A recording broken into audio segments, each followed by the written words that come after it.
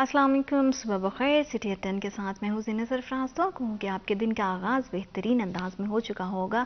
अगर नहीं भी हुआ तो जनाब आइए हम और आप साथ में करते हैं आज की खूबसूरत सुबह का आगाज़। और अल्लाह करे कि बाकी का पूरा दिन आपका बहुत खुशियों भरा, बहुत आसान और बहुत हसीन हो। जितनी तलखियाँ आपकी ज़िंदगी से वो गुजर जाएँ। अगर आप किसी सफ़र में हैं तो अल्लाह पाक आपके लिए आपके सफ़र को बहुत ज़्यादा आसान करे। मौसम बदल रहा है तो हमेशा से कहते हैं कि जो जर्नी है वो बहुत ज़्यादा इम्पॉर्टेंट होती है।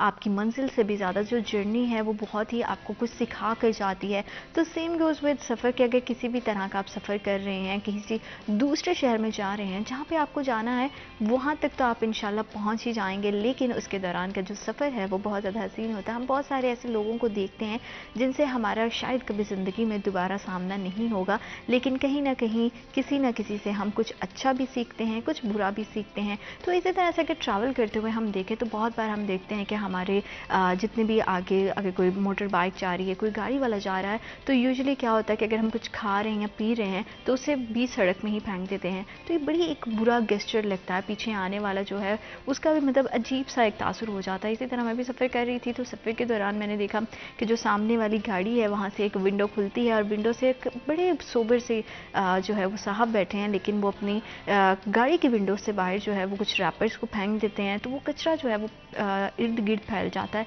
इससे क्या होता है कि हमारे शहरों की खूबसूरती ख़राब होती है। और वैसे भी कहते हैं सफाई निस्फ़ ईमान है।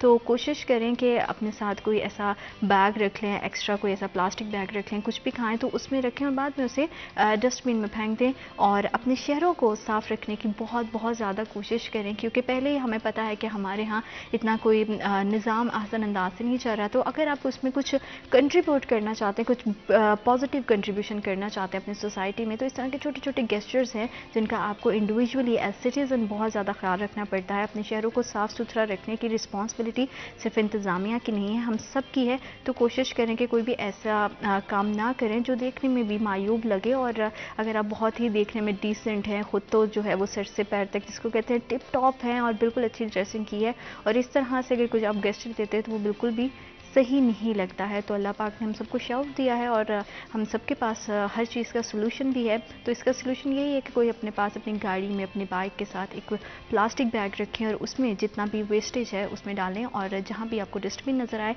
वहाँ पे उसको फेंक दें। और बाकी बस अल्लाह पाक आपके सफ़र में आपके लिए आसानियाँ पैदा करें, आपको हमेशा खुश रखें और आपकी ज़िंदगी में ढेरों ढेर सुकून लेकर आए। और कोशिश करें कि दूसरों को भी खुश रखने की कोशिश करें। मौसम बदल रहा है तो अपना बहुत ज़्यादा ख्याल रखें। बाहर निकलते हैं तो सन प्रोटेक्शन का जो है वो इस्तेमाल ज़रूर करें, साथ ही साथ मास्क का इस्तेमाल भी करें ताकि आप किसी भी तरह के इन्फेक्शन से जो है वो बच सकें। और जब हम इन्फेक्शंस की बात करते हैं, सेहत की बात करते हैं, तो सेहत का एक बहुत बड़ा ताल्लुक जो है वो खेलों से है। हमारे यहाँ जो है वो फ़िज़िकल एक्टिविटीज़ बहुत ज़्यादा कम हो गई हैं, क्योंकि हम अगर स्पेशली फैसलाबाद में भी देखें तो इस तरह के कोई हमें ग्राउंड्स नज़र नहीं आते, प्लेइंग ग्राउंड जहाँ पे जाएँ बच्चे जाके खेल सकें।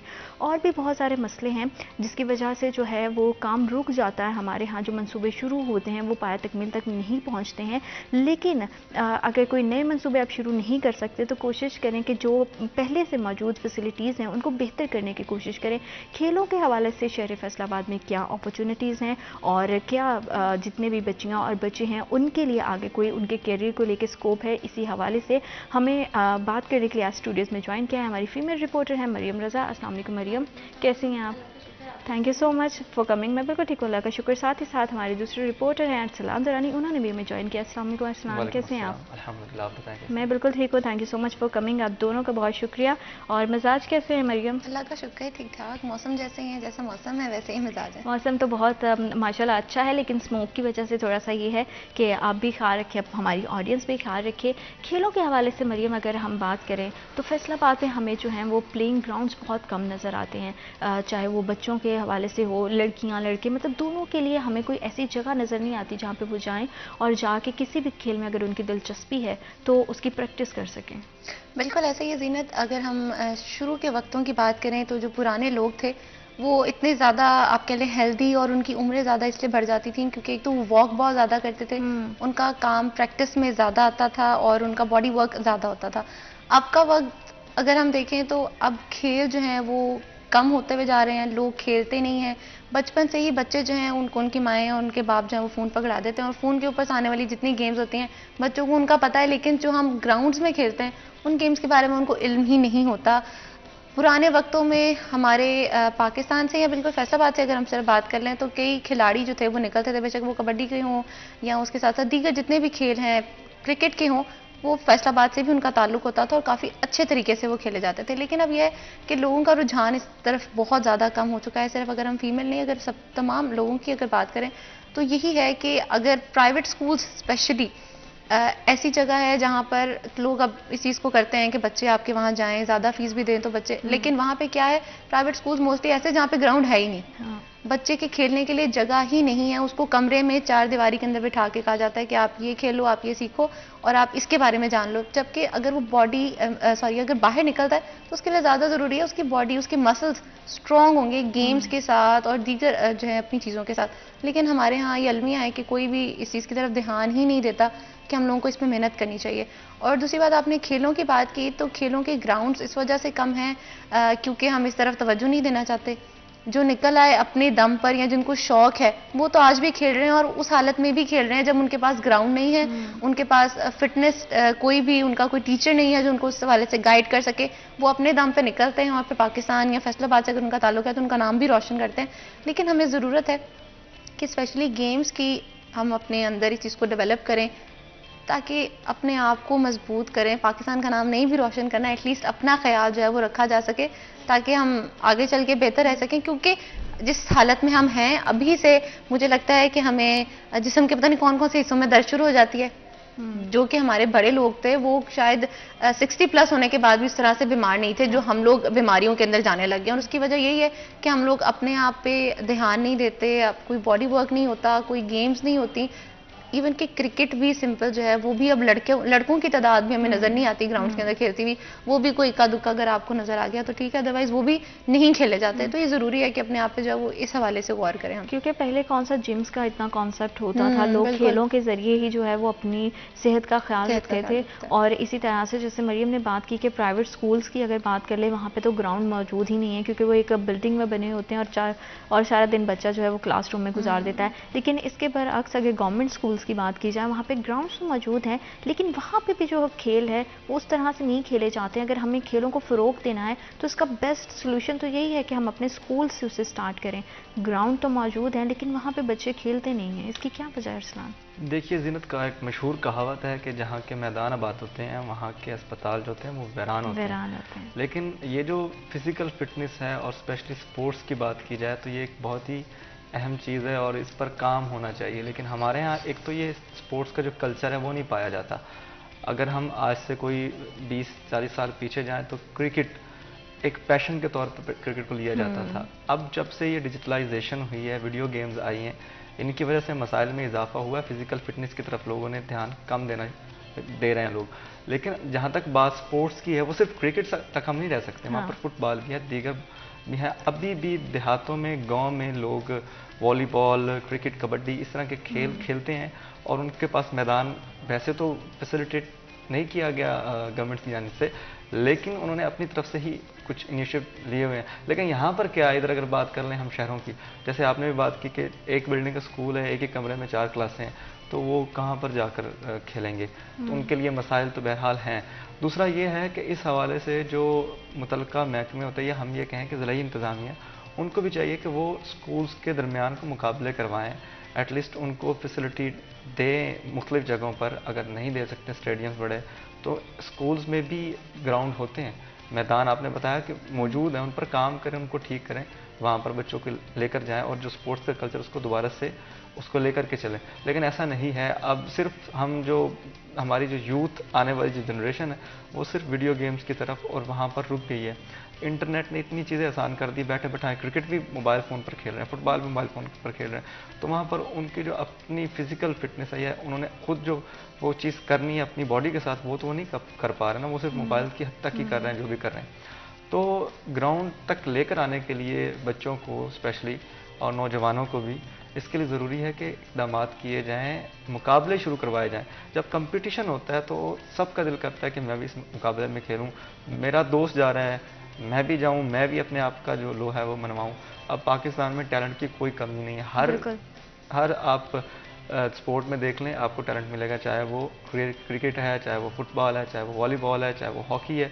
अब एक वक्त था जब हम हॉकी के बादशाह थे, और अभी हमारी हॉकी की टीम जो है उसका क्या हाल है। हमने ग्रास रूट लेवल पर क्रिकेट को प्रमोट कर दिया, ग्रास रूट लेवल पर इस हद तक, और हमने हॉकी को बिल्कुल पसे पर्दा फेंक दिया।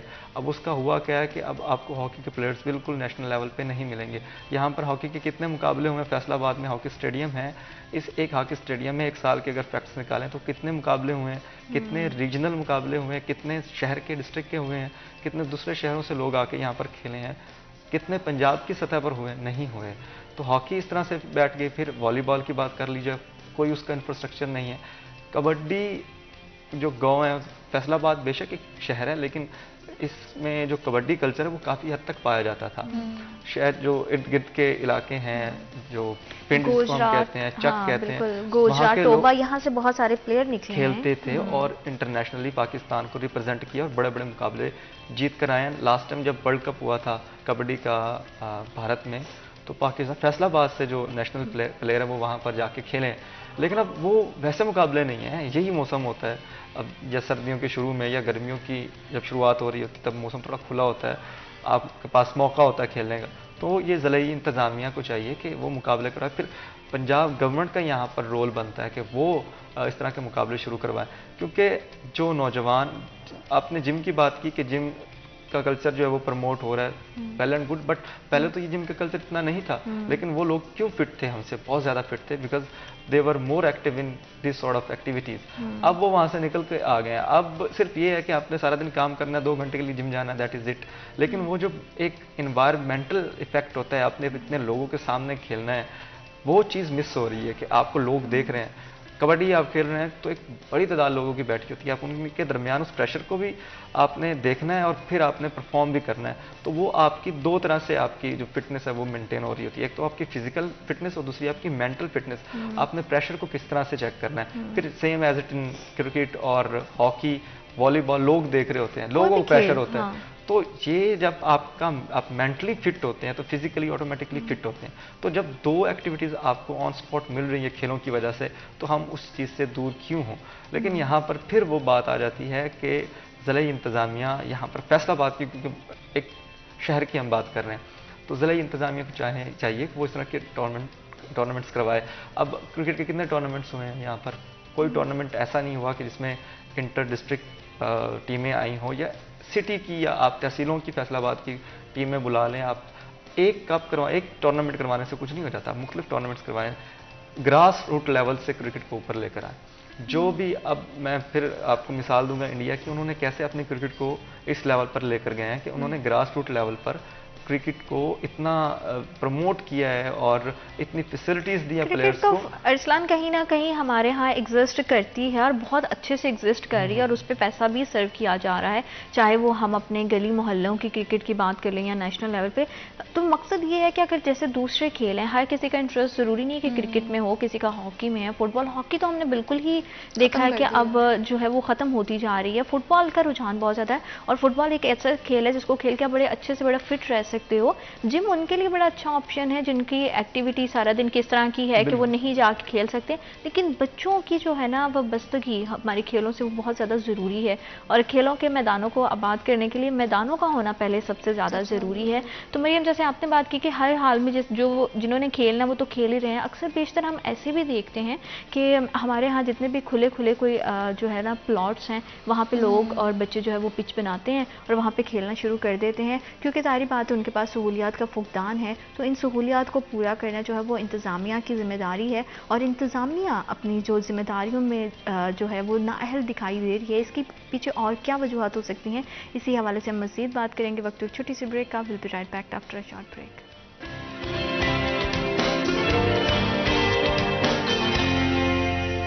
Welcome back to after short break. आप देख रहे हैं सिटी एट 10। और शहरों के हवाले से जब भी हम बात करते हैं तो उसमें हर चीज़ जो है वो बहुत ज़्यादा इम्पॉर्टेंट होती है। अगर खेलों की बात की जाए तो खेलों के साथ साथ हम देखते हैं कि खेलों के मैदानों को आबाद करना बहुत ज़रूरी है। और मैदानों को आबाद करने के लिए ज़रूरी है कि जो शहर में प्रॉपर जो है वो खेल का इंतज़ाम किया जाए, ग्राउंड्स वहाँ पर मौजूद हों, ना सिर्फ लड़कों के हवाले से बल्कि लड़कियों के हवाले से, क्योंकि बहुत सारी ऐसी हमने लड़कियाँ देखी हैं जो बहुत अच्छी होती हैं खेलों में, लेकिन वो कहीं ना कहीं हमारे यहाँ पीछे रह जाती हैं क्योंकि हमारे यहाँ वैसा सहूलियात का जो है वो मौजूदगी नहीं है, उनको वैसी जो सहूलियात है वो फ्राहम नहीं है। बच्चियों के हवाले से हमारे यहाँ किस तरह के इंतजाम और उनके पास क्या अपॉर्चुनिटी हैं, जानेंगे अरसलान से कि अरसलान बच्चे जो है वो तो कहीं ना कहीं अपने लिए खेल का इंतज़ाम कर ही लेते हैं, चाहे वो गली में खेलें या बाहर कहीं दूर दराज जाकर किसी ग्राउंड में खेलें, लेकिन लड़कियों के लिए पॉसिबल नहीं है कि वो आज के दौर में जो है वो गलियों में क्रिकेट खेलती फिरें और बाद में दूर दराज के कहीं इलाकों में जाएं। उनके लिए जो है वो किसी प्रॉपर जगह का इंतज़ाम होना बहुत ज़्यादा ज़रूरी है। बिल्कुल आपने सही बात की। जो ख़वातीन की स्पोर्ट है वो तो एक वैसे कम है, और जो स्पोर्ट्स है उसमें भी उनकी जो पार्टिसिपेशन है वो बहुत कम है, ज़्यादा होनी चाहिए। हमारी ख़वातीन किसी से कम नहीं है, और चाहे वो क्रिकेट में देख लें या फुटबॉल की, वरना हमारी टीम बड़ी अच्छी है। और दीगर जो ओलंपिक्स होती हैं वहाँ पर भी पाकिस्तान की जो ख़वातीन हैं वो पाकिस्तान को रिप्रेजेंट कर रही हैं। तो फैसलाबाद एक टैलेंट का गढ़ मैं इसको कहता हूँ कि यहाँ पर गली मोहल्लों में टैलेंट है, और ऐसी इतनी लातादाद लड़कियाँ ख़वातीन हैं जो मुख्तलिफ जो किस्म की एक्टिविटीज़ है वो कर सकती हैं, स्पोर्ट्स में पार्टिसिपेट कर सकती हैं, लेकिन उनको वो सहूलियात फराहम नहीं की जाती। अब फैसलाबाद में ऐसा कोई इंफ्रास्ट्रक्चर है नहीं ख़वातीन के लिए जो अलहदा हो, उनको आसानी हो खेलने में, ऐसा कुछ भी नहीं। और सेकेंडली बात यह है कि ख़वातीन जब आपने कहा गली मोहल्लों में तो खेलने से कासिर है, लेकिन वो वहाँ पर भी खेल सकती है, उनको ये एतमाद दिया जाए। बाकी जहाँ तक बात है स्कूल लेवल पर आप बच्चियों को आप उनके लिए जो टूर्नामेंट्स है उनका इनेकाद करवाया जाए, और जो सहूलियत का फुकदान है उसको जल्द अज जल्द जो है ख़त्म किया जाए, फिर जाकर हम कर सकते हैं। कि यहाँ पर मैं ये भी मेंशन करना चाहूँगा कि पाकिस्तान जो क्रिकेट है, वीमेन क्रिकेट है, अब उसका हम मुआवजा करें, फैसलाबाद क्रिकेट टीम जो है उसमें भी फैसलाबाद से काफ़ी सारी जो लड़कियां वो नेशनल टीम में भी गई हैं। तो टैलेंट तो यहाँ पर मौजूद है, आपने क्या करना, उनको सिर्फ प्रमोट करने के लिए उनको सहूलियात देनी है, लेकिन ऐसा नहीं है, सहूलियात बहुत कम है यहाँ पर। अब क्रिकेट जितने भी क्लब हैं उनकी अगर बात कर ली जाए, क्रिकेट की मैं बार बार इसलिए बात कर रहा हूँ कि ये वो वाहिद खेल है जिसको मीडिया पजीराई देता है, जिस पर आप स्टार बन के सामने आते हो। तो ख़वातीन भी स्टार बनकर सामने आ सकती हैं। अब यहाँ पर जो क्लब है उनमें अगर 10 लड़के हैं ना तो एक लड़की होगी, तो ये तनासुब है। तो इसको बढ़ाने के लिए एक तो वालिदैन को चाहिए कि वो अपनी बच्चियों को कॉन्फिडेंस दें कि वो भी मर्दों की तरह हर मैदान में उतर कर अपना लोहा मनवा सकती हैं, उनमें भी भरपूर टैलेंट है और किसी से कम नहीं है वो। बाज़ औक़ात इस तरह से भी होता है अरसलान के हमें खुद पता नहीं होता कि हमारे अंदर क्या स्किल है, लेकिन अगर हमें कहीं कोई अपॉर्चुनिटी दिखाई देती है या प्लेटफॉर्म दिखाई देता है तो हमें पता चलता है कि अच्छा हम ये कर सकते हैं, हमारा ऑटोमेटिकली उसमें जो है वो इंटरेस्ट डेवलप होना शुरू हो जाता है। लेकिन जब हमारे पास प्लेटफॉर्म ही नहीं होगा तो हम किस तरह से ये तवक्को कर सकते हैं कि हमारे यहाँ जो टैलेंट है वो आगे बढ़ेगा। स्पेशली मरियम, आप भी इस चीज़ से जो है वो इत्तेफाक करेंगी कि पहले तो लड़कियों को जो है वो घर से ही बड़ी मुश्किल से इजाज़त मिलती है। आजकल तो वैसे काफ़ी हालात बदल चुके हैं, लेकिन फिर भी कहीं ना कहीं पेरेंट्स की जो है, मैं कहती हूँ कि उनको भी इस चीज़ को समझना चाहिए कि अगर उनकी बच्चियाँ किस चीज़ में इंटरेस्टेड हैं तो उनको आगे लेकर चलें। अगर उनकी सपोर्ट है तो आगे से हमारे पास वैसी फैसिलिटीज़ नहीं है, तो बड़ी इस हवाले से एक अजीब सी सूरत हाल है। बिल्कुल ऐसा ही है, हमारे पास फैसिलिटीज़ नहीं है। आपकी बात को सेकंड करूँगी कि हमें अगर किसी के अंदर कोई इस तरह की ख्वाहिश भी होती है, अगर वो करना भी चाह रहा होता है, तो हमारे पास इस तरह की फैसिलिटीज़ ही मौजूद नहीं होती। ना हमारे पास कोई ग्राउंड्स मौजूद हैं जहाँ पर हम जाके प्रैक्टिस कर सकें, ना हमारे पास कुछ इस तरह की कोचेज़ या टीचर्स मौजूद हैं जो हमें इस हवाले से गाइड कर सकें। और स्पेशली मुझे लगता है कि जब आप पढ़ाई की तरफ जा रहे होते हो तो साथ साथ फ्रॉम द सेकंड क्लास आपको इतना कर देना चाहिए कि आप चीज़ों को सीखना शुरू कर दो। आपकी रेसेस वगैरह स्कूल्स में होनी चाहिए, क्रिकेट के मैचेस होने चाहिए, दीगर जो चीज़ें होती हैं जो बचपन में मुझे भी याद है कि जब हमारी असेंबली हुआ करती थी तो उसके अंदर हमारा जो है वो हुआ करता था, वहाँ पे आई डोंट नो मेरा अब जहन से इस वक्त निकल चुका है, लेकिन वहाँ पे प्रैक्टिस जो है वो करवाई जाती थी, कोच बाकायदा आते थे और हम लोग उस चीज़ को बड़े इंजॉय करते थे। सर्दियों में भी होता था, गर्मियों में भी होता था, लेकिन अब स्कूल्स के अंदर नहीं है। इवन कि अब मैं कई दफ़ा ऐसे स्कूल्स को विजिट कर चुकी हूँ जहाँ पे असेंबली का है ही नहीं, कॉन्सेप्ट ही नहीं है। बच्चे क्लास में बैठे, वहीं तिलावत की और वहीं आपके दिन का आगाज हो चुका है। उस तरह से बच्चे अगर बाहर निकलते थे तो वो भी टाइम एक ऐसा था जब बच्चों को महसूस होता था कि हाँ भाई हमारे अंदर ये चीज़ है और अगर हम इसको मजीद प्रैक्टिस करेंगे तो हम पॉलिश करेंगे तो हम मजीद बेहतर हो जाएंगे, और वही बच्चे उठकर आगे जाके एक अच्छा प्लेयर जो है वो बनते हैं। और अगर आपने लड़कियों की बात की है तो फैसलाबाद के अंदर कई लड़कियों को मैं जानती हूँ जो बहुत अच्छा खेलती हैं, इवन कि उनके माशाल्लाह बच्चे भी हैं और वो बहुत अच्छा खेल रही हैं, लेकिन वहाँ पर भी उनकी जानिब से भी इस बात का शिकवा किया जाता है कि हमारे पास कोई प्लेटफॉर्म नहीं है, ना हमें कोई ग्राउंड दिया गया। हम अपनी मदद आपके तहत ये सब कुछ करते हैं, हम अपने कोच भी खुद अपने सेलेक्ट करते हैं, उनको पे भी करते हैं और उसके बाद फिर हम जाके नेशनल और इंटरनेशनल लेवल पे खेलते हैं ताकि पाकिस्तान का नाम रोशन करें और जो सीखा हुआ है उसको मजीद पॉलिश कर सकें। तो ये ज़रूरी है कि ख़वातीन को स्पेशली उन पर एतमाद किया जाए, उनको घर से भेजा जाए जिस चीज़ के लिए स्पेशली अगर वो किसी खेल के अंदर इंटरेस्टेड हैं। क्रिकेट के अंदर भी हमें ख़वातीन नज़र आती हैं, फुटबॉल के अंदर भी हमें नज़र आती हैं और दीगर गेम्स जो हैं उनके अंदर भी हमें ख़वातीन जो है, चुक बॉल उसके अंदर भी ख़वातीन की इस चंद दिन पहले फैसलाबाद के अंदर टूर्नामेंट भी हुआ है इसका, वहाँ पे भी ख़वातीन की तादाद मौजूद थी लेकिन लड़कों से कम ही थी। हमारे लिए हमें कोशिश करनी चाहिए कि ख़वातीन को खेलों के आगे लेके उनको भी स्ट्रॉन्ग करने की ज़रूरत है। जिस तरह से हमारा माशरा चल रहा है, अगर हमने किसी को सबक भी सिखाना है तो हमें स्ट्रॉन्ग होने की ज़रूरत है ताकि हम इस तरह की गेम्स के अंदर अगर इन्वॉल्व होंगे तो बेहतर फील करेंगे, हमारी बॉडी जो है वो स्ट्रॉन्ग होगी। बिल्कुल, क्योंकि ख़वातीन की अगर बात की जाए तो जैसे आपने स्ट्रॉन्ग करने के हवाले से बात की, तो अगर हमारे स्कूल से ही हमें इस तरह की क्लासेस या इस तरह की ट्रेनिंग करवाई जाए तो मुझे लगता है कि हमें जो है सोसाइटी में जो है वो सर्वाइव करने में बड़ा इजी हो जाएगा। लड़कियां आजकल जो है वो बड़ी वो हम देखते हैं बड़ी सेंसिटिव सी, और वो इस वजह से है क्योंकि हमारी प्रैक्टिसेस वैसी नहीं होती है कि हम फिजिकली खुद को फिट फील करके सिखाया नहीं जाता, बताया नहीं जाता, कहा नहीं जाता कि आपके लिए ज़रूरी है, आपको ये करना पड़ेगा। जो लड़के होते हैं मैं तो कहती हूँ कि वो गलियों मोहल्लों में घूमकर लोगों के साथ लड़कर पंजे लड़ाकर और दीगर एक्टिविटीज़ में वो इतने स्ट्रॉन्ग हो जाते हैं, उनको पता होता है कि उन्होंने अपने आप को किस तरह से सेव करना है बहुत सी चीज़ों के साथ। मैंने कई बच्चे छोटे बच्चों को लड़ते देखा है कि वो आपस में अगर उनका कोई साथ में जुड़ जाए तो बड़े ज़ोर ज़ोर से एक दूसरे को लड़ाई करके जुड़वा लेते हैं। लेकिन फिटनेस है, आपने भागना दौड़ना कम कर दिया है, आपके रूटीन में से ये चीज़ें माइनस हो गई है। आप क्या करते हैं, आप जो मतलब एक नौजवान की रूटीन है वो क्या करते हैं, रात को 3 बजे सोते हैं और सुबह 10 या 11 बजे उठते हैं। जिसने काम करना है या नहीं करना वो तो खैर एक अलग मामला है।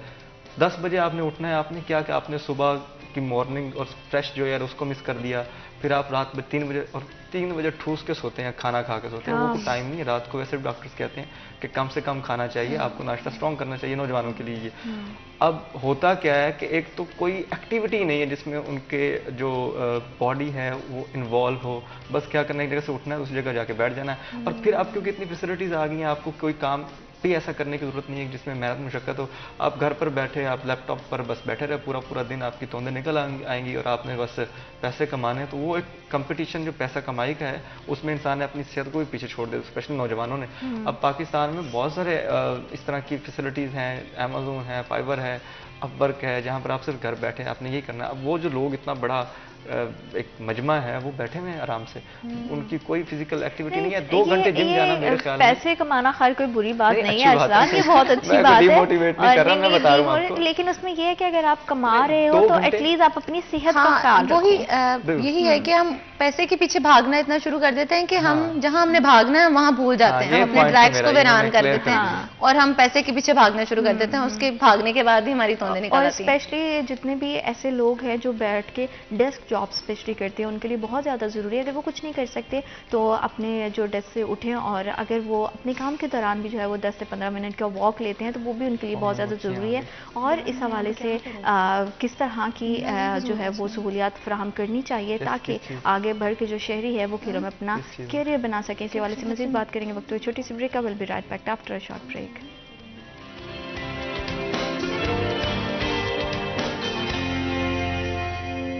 Welcome back after short break. आप देख रहे हैं सिटी एट 10। खेलों के हवालों से बात करें तो फैसलाबाद में भी जो टैलेंट की है किसी तरह से हमें कमी नहीं आती, ख्वाह वो बच्चे हों या बच्चियां हों। खेलों के मैदान जो है उन्हें आबाद करना बहुत ज़्यादा ज़रूरी है, उन्हें सहूलियात फराहम करना बहुत ज़्यादा ज़रूरी है ताकि वो बढ़ चढ़ के आगे आ सके, मैदानों को जो है वो आबाद कर सके। मैदान की रौनकें बहाल होती हैं तो वो सिर्फ एक इंजॉयमेंट का ज़रिया नहीं होता बल्कि उससे आप अपने करियर को सेट कर सकते हैं। करियर के हवाले से हमारे पास किस तरह की अपॉर्चुनिटीज़ मौजूद है और क्या इसे हम लाइफ टाइम अपने साथ आगे लेके चल सकते हैं। इसी हवाले से हम जो है वो बात करेंगे। और अरसलान, आपसे पूछना चाहती हूँ कि क्या हमारे यहाँ करियर काउंसलिंग की हमेशा से हम बात करते हैं, खेलों में अपने करियर को बनाने के हवाले से कितनी अपॉर्चुनिटीज़ और फैसिलिटीज़ जो है वो मौजूद हैं लड़कियों और लड़कों दोनों के लिए? अच्छा देखें, इस पर ना पंजाब हुकूमत ने बहुत अच्छा इनिशिएटिव लिया है और स्पोर्ट्स टीचर जो हैं वो अब हुआ करेंगे स्कूल्स में भी, प्राइमरी सतह पर भी, मिडिल में भी और फिर हाई और हायर एजुकेशन में भी। ये बहुत अच्छा इनिशिएटिव। अब यहाँ से क्या होगा कि आपकी वहाँ से ही ग्रास रूट लेवल से ही काउंसलिंग स्टार्ट हो जाएगी अपने अगर करियर अपना बनाना है स्पोर्ट्स में। पाकिस्तान में टू बी वेरी ऑनेस्ट बहुत कम करियर बनाने के चांसेस हैं, क्योंकि सिर्फ आपके पास या तो क्रिकेट है और फिर क्रिकेट ही है जिसमें पैसा है। अब जारी बात है, अगर आपने करियर बनाना तो आपने फाइनेंशियल एस्पेक्ट को देखना है। तो जो पैसा है वो सिर्फ क्रिकेट में है। क्रिकेट में जाना, वो पैसा भी इसीलिए है ना क्योंकि सारी तो जो हमारी उस तरफ है सारी उधर, क्योंकि जारी बात है जो दिखता है कहते हैं वही बिकता है, और जहाँ पे आपको नजर आता है स्कोप, आप पैसा भी वहीं पे इन्वेस्ट करते हो। बिल्कुल ऐसा ही है। तो आपने एक अच्छा अगर क्रिकेटर बनना है तो एक तो सबसे पहले आपको स्कूल्स के लेवल पर जो स्पोर्ट टीचर अब आप रख रहे हैं उसको, वो भी एक क्रिकेटर रखें जो इन चीज़ों को समझता हो, वो फिर वहाँ से टेक्निकल। लेकिन अगर इंसान किसी का इंटरेस्ट क्रिकेट में नहीं है, हॉकी में, फुटबॉल में है, फिर वो तो रह गया ना, क्योंकि उसके पास तो अपॉर्चुनिटी नहीं है। देखिए, मैंने आपको पहले बताया कि आपने अगर करियर देखना है, आपने फाइनेंशियल एस्पेक्ट को मद्देनजर रख के स्टेप लेना है, तो फिर आप खुद देखें कि हॉकी का क्या हाल है। वो जो खेल रहे हैं वो अपने पल्ले से पैसे देकर वो जा रहे होते हैं टूर्नामेंट्स खेलने के लिए। अगर कोई एक शहर से दूसरे शहर है तो वो कोई क्यों चाहेगा कि वो अपने पल्ले से पैसा लगाए।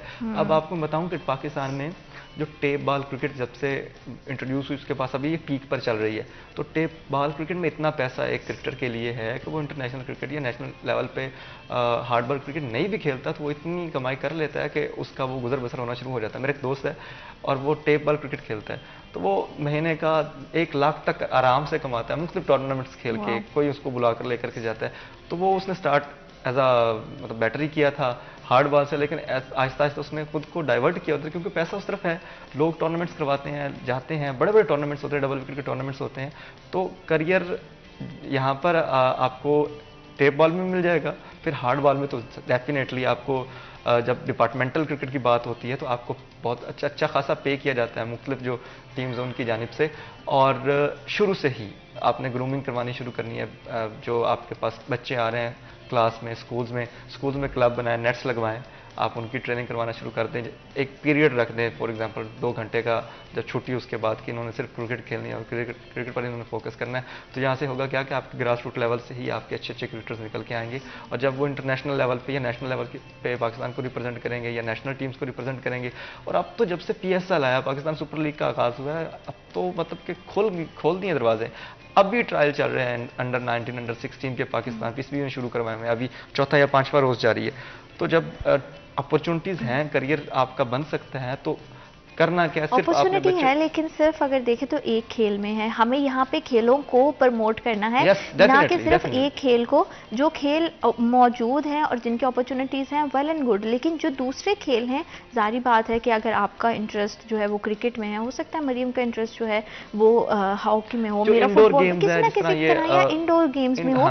तो उन खेलों के लिए अपॉर्चुनिटीज़ और प्लेटफॉर्म्स होना बहुत ज़्यादा ज़रूरी है। अब ये तो नहीं है ना कि अपॉर्चुनिटी अगर क्रिकेट में है तो फुटबॉलर जो है वो क्रिकेट खेलना स्टार्ट कर दें। ये भी कहा जा सकता है कि कोई शौक का कोई मोल नहीं होता। तो हो सकता है कि कोई क्रिकेट का शौक ना रखता और करियर की, तो करियर को देखते हुए तो फिर नहीं, लेकिन करियर के हिसाब से ये तो बिल्कुल नहीं है। जैसे आप जर्नलिस्ट हैं, आपको अब जो है वो कह दिया जाए कि आपको जाके ग्राफिक डिजाइनिंग करनी है, तो मेरा नहीं ख्याल कि अपॉर्चुनिटी होने के बावजूद आप उसमें एक्सेल कर सकेंगे, क्योंकि आपके चले वो तो बहुत अच्छी बात है, लेकिन अगर आपका इंटरेस्ट उसमें नहीं है, तो अगर आप पैशनेट नहीं है किसी चीज के लिए, तो आई डोंट थिंक सो कि आप लॉन्ग टर्म उसमें जो है वो एक्सेल कर सकते हैं। और अगर खवातीन के हवाले से मरियम बात करें तो एक बड़ी अच्छी बात है कि हमारे कॉलेजेस में जो है वो स्पोर्ट की सहूलियात इतनी मौजूद हैं कि लड़कियां वहाँ से खेल रही हैं। लेकिन कितना अच्छा हो कि अगर हम स्कूल लेवल से ही बच्चियों को स्पेशली जो है वो खेलों से इंट्रोड्यूस करवाएं, तो मुझे लगता है उनकी ग्रूमिंग और उनकी परफॉर्मेंस और भी बहुत बेहतर हो सकती है। खवातीन का फिजिकली स्ट्रॉन्ग होना भी बहुत ज़्यादा ज़रूरी है। अगर प्राइवेट स्कूल्स नहीं भी करें, चलें, अगर हम क्या कहते हैं इनके से ही समुद्र बनाने की कोशिश करेंगे तो शायद बन जाए। अगर गवर्नमेंट स्कूल्स के अंदर भी जितने बड़े बड़े ग्राउंड इस वक्त मौजूद हैं, वहाँ पे लड़कियाँ अपना उनका शुरू हो जाए प्रॉपर। फैसलाबाद के अंदर अभी भी हम बिल्कुल इनकार नहीं कर सकते, क्योंकि जो फैसलाबाद से इस वक्त इंटरनेशनल नेशनली खेल रही हैं वो फैसलाबाद से हैं, और वो अपने स्कूल कॉलेजेस से खेल कर ही वहां तक पहुंची हैं। खेला जरूर जाता है, लेकिन उनकी तादाद इतनी कम है कि शायद उनको काउंट करना जो है बहुत आसान हो जाता है। लेकिन जिन स्कूल कॉलेजेस के अंदर स्पेशली गवर्नमेंट के अंदर हो रहा है, उनको चाहिए मजीद इसके अंदर वो बढ़ा दें, खवातीन को, बच्चियों को इनके अंदर इन्वॉल्व करें, ताकि वो भी आगे चलकर अपने आप को मनवा सकें, बता सकें कि भाई हम भी हैं, हमारा भी कोई वजूद जो है वो इस वक्त मौजूद है, स्पेशली खेलों के अंदर। क्योंकि खवातीन उस तरह से हमें नजर नहीं आती।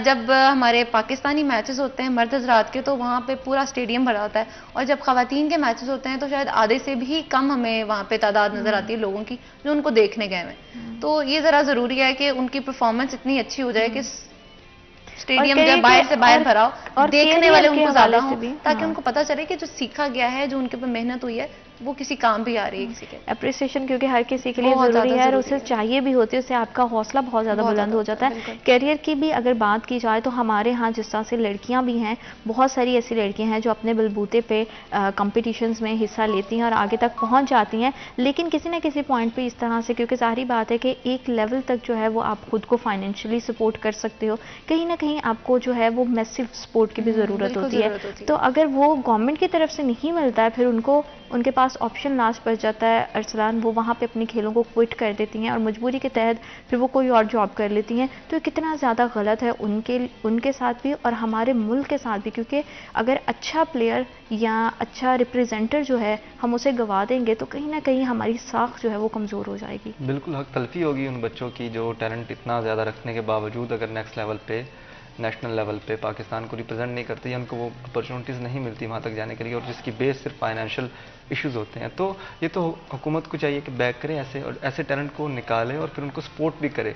मैंने पहले भी बात की कि ग्रास रूट लेवल से, नीचे से ही पता चल जाता है कि कौन कितने पानी में। तो आप जो आपको पता चल रहा है कि यार ये बच्ची है, ये बच्चा जो है इसमें टैलेंट नज़र आ रहा है, तो आप उसको एक को पिक कर ले और उसकी फाइनेंशियल सपोर्ट करते जाएं और उसको लेकर जाएं, वो पाकिस्तान का नाम डेफिनेटली रोशन करेगा।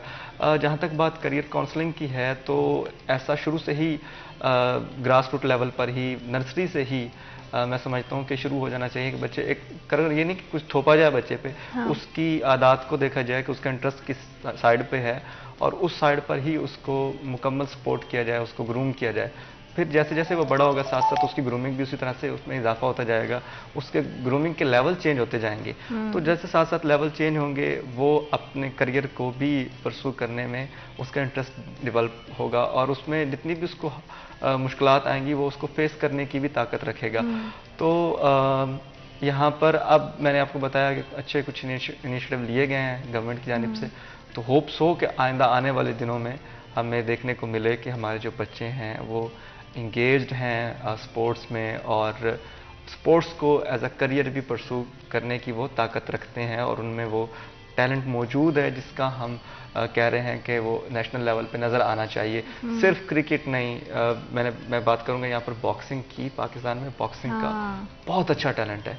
वो पाकिस्तान का मोहम्मद वसीम, उसने इंटरनेशनल लेवल पर पाकिस्तान को और उसकी अगर स्टोरी खाली हम देखें तो वो स्टोरी ऐसी थी कि उसके पास लिटरली कुछ भी नहीं था, बलूचिस्तान जैसे इलाके से निकलकर पाकिस्तान को रिप्रेजेंट करना। फिर जो बरतानवी निजाद पाकिस्तानी है लेकिन बरतानिया से खेलता है, मोहम्मद आमिर, उसको देख ले, वो कितना, आमिर खान जितना बड़ा बॉक्सर है, वो भी तो पाकिस्तान से ही है ना, उसकी जीन्स में तो पाकिस्तानी है। तो पाकिस्तान में टैलेंट तो है बॉक्सिंग का भी, फैसलाबाद में भी बॉक्सिंग का बहुत टैलेंट है। लेकिन यहाँ पर आपको मैं बताऊँ कमजरफी ये है और सितम ज़रीफ़ी ये है कि ज़िला इंतज़ाम की जानिब से बॉक्सिंग का कोई टूर्नामेंट, एक साल में एक टूर्नामेंट बॉक्सिंग का नहीं हुआ और ना ही स्कूल लेवल पे तो बॉक्सिंग को प्रमोट प्रैक्टिस के लिए क्या हमारे पास यहाँ पे कोई जगह कुछ भी नहीं है, कुछ भी नहीं है। बॉक्सिंग के प्राइवेट बने हुए क्लब्स, लोग जाते हैं वहाँ पर, लेकिन ज़िला इंतज़ामिया की जानिब से बॉक्सिंग को प्रमोट करने के लिए कुछ भी नहीं किया गया। हालांकि फैसलाबाद से बॉक्सिंग का बहुत अच्छा टैलेंट निकल सकता है जो कि पाकिस्तान को रिप्रेजेंट कर सकता है और बॉक्सिंग में बहुत पैसा है। करियर की आपने बात की, पाकिस्तान अगर इसको स्पॉन्सरशिप लेने में कामयाब हो जाए, अगर हम पैसों पे भी अरसलान आते हैं तो ये भी एक सेकंड हम इसको रख लेते हैं, लेकिन उससे पहले ज़रूरी ये है कि खेलों के हवाले से यहाँ पे एटलीस्ट ग्राउंड्स होने चाहिए, बेसिक जो चीज़ें हैं वो होनी चाहिए ताकि बच्चे और बच्चियाँ दोनों जो हैं उनके साथ उनका इंट्रैक्शन हो खेलों के साथ और वो फिजिकल खेलों में जो है वो ज़्यादा इन्वॉल्व हो सकें। आपका बहुत शुक्रिया, आपने हमें और हमारे प्रोग्राम को वक्त दिया। मरीम, आपको बहुत शुक्रिया, आपने हमें और हमारे प्रोग्राम को वक्त दिया और दुआ गो हैं हमेशा की तरह कि जिस तरह के शहर के और बहुत सारे मसाइल हैं और हम चाहते हैं कि उनका हल हो, इसी तरह से खेलों पे भी जो है वो ज़्यादा से ज़्यादा तवज्जो देनी चाहिए ताकि जो भी खेलों के जो शौकीन हैं, जो दिलचस्पी रखते हैं, उनके लिए जो है बहुत ज़्यादा ज़रूरी है कि फैसिलिटीज़ जो है वो मुहैया की जाएँ ताकि बच्चे आगे बढ़ सकें, अपने लिए भी और अपने मुल्क के लिए भी कुछ बेहतर कर सकते हैं। मकबूल छोटी सी ब्रेक का, will be right back after a short break.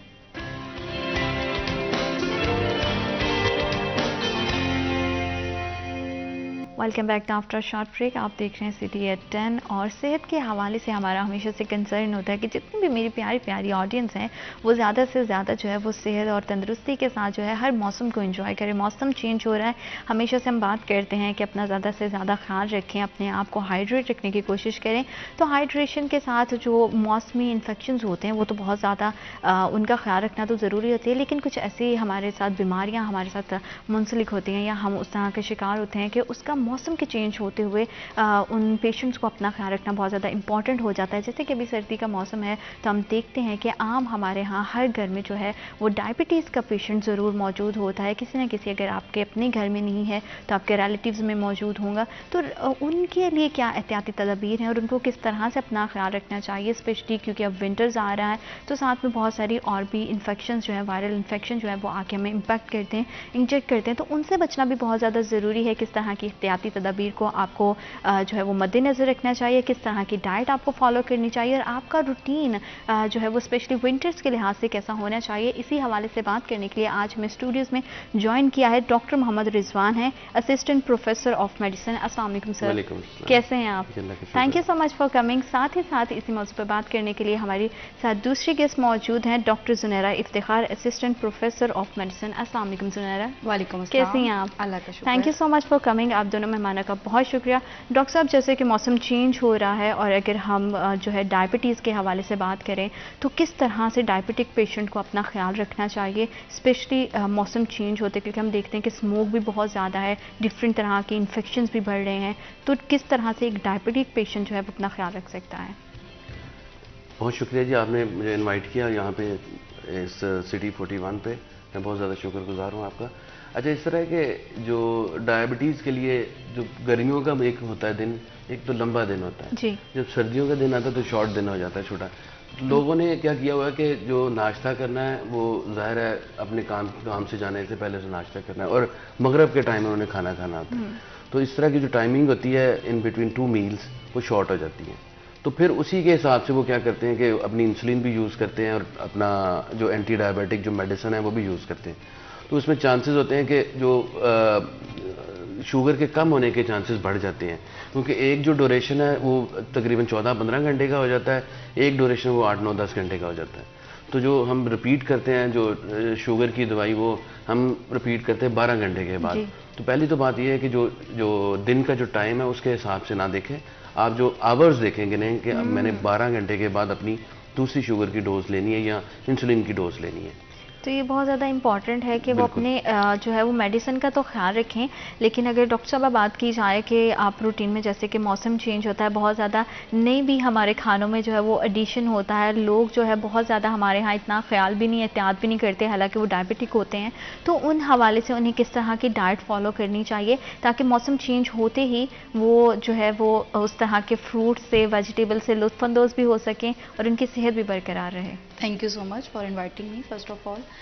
And सबसे पहले तो जो डायबिटीज़ है इसकी पेचीदगी को समझने के लिए अक्सर पेशेंट जब हमारे पास क्लिनिक में आते हैं तो मेन प्रॉब्लम इज़ दैट कि उनको अपनी डाइट के बारे में नहीं पता होता। उनको नहीं पता होता कि हाई ग्लाइसेमिक इंडेक्स वाली चीज़ें कौन सी हैं जिनको हमने अवॉइड करना है। स्पेशली आपके पास डायबिटिक पेशेंट आते हैं, वो खजूर ईजीली ले रहे होते हैं, bakery items, pizza, burger, junk foods का इस्तेमाल बहुत ज़्यादा है, और इवन फ्रूट्स के भी अंदर जिस तरह जापानी फल है, अंगूर है, इनको बहुत नॉर्मल मकदार में, एक डायबिटिक बल्कि नॉर्मल भी नहीं, हम इसको ये कह लें कि बिल्कुल ही प्रोहिबिटेड कर देते हैं कि ये डाइट्स आपकी डाइट में इंक्लूड नहीं है। इसके बरक्स अगर डाइट के ऊपर केयर किया जाए, क्योंकि डायबिटीज़ को देखने के लिए सबसे पहले ये समझना है कि ये बहुत पेचीदगी वाली बीमारी है जिसकी वजह से आगे जाके बहुत सारी कॉम्प्लिकेशन हो जाती हैं। लाइक डायबिटीज़ के लिए ये नहीं कि शुगर हो गई है तो उसके बाद आपके दिल का अफेक्ट हो सकता है, खुदा न खास्ता आपको फॉलिज का अटैक हो सकता है, न्यूरोपैथिक पेन्स,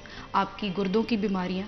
तो इसलिए शुगर को कंट्रोल में रखना बहुत ज़रूरी है पेशेंट्स के लिए, और उसको कंट्रोल में रखने जहाँ पे हम ड्रग्स पेशेंट्स को प्रिस्क्राइब करते हैं, इंसुलिन करते हैं, वहाँ पे ग्लाइसेमिक इंडेक्स की जो डाइट्स हैं आज हम प्रिस्क्राइब करेंगे उससे एकदम ड्रास्टिक चेंज आता है पेशेंट्स के अंदर।